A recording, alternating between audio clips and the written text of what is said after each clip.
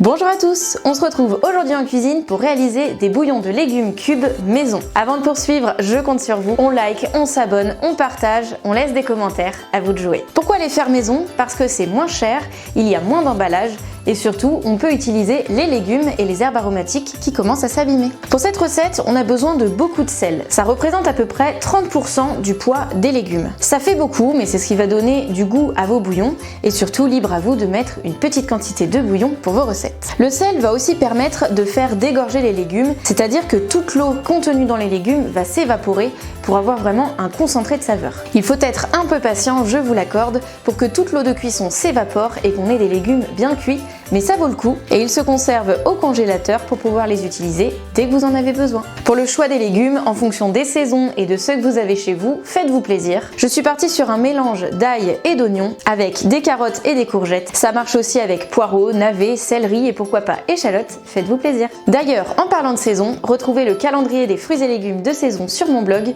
Le téléchargement est gratuit et c'est toujours pratique de savoir ce qu'on peut consommer chaque mois. Les bouillons de légumes sont parfaits pour un plat en sauce à base de viande, de poisson ou juste pour des pâtes au beurre avec du jambon, c'est pas mal aussi. On n'oublie pas le bouquet garni, les herbes aromatiques, c'est ça qui donne aussi pas mal de saveur. À la fin de la vidéo, je vous partage quelques astuces pour adapter cette recette. En attendant, on commence par les ingrédients. Pour cette recette, vous aurez besoin de légumes, courgettes, carottes, oignons et ail par exemple, d'un bouquet garni, d'huile d'olive, de persil frais et de sel.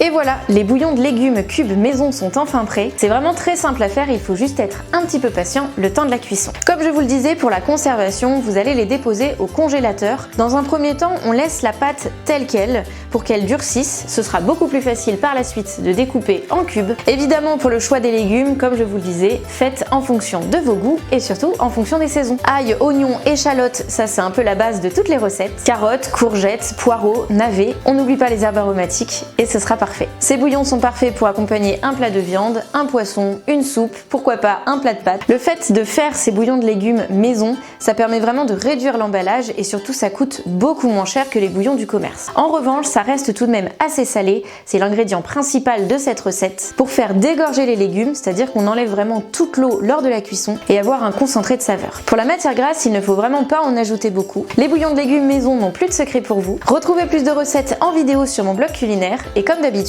la fiche recette que vous pouvez télécharger et imprimer. Si cette vidéo vous a plu, n'hésitez pas à liker, partager, laisser des commentaires et vous abonner. Et on se retrouve très bientôt pour de nouvelles recettes simples, saines et gourmandes.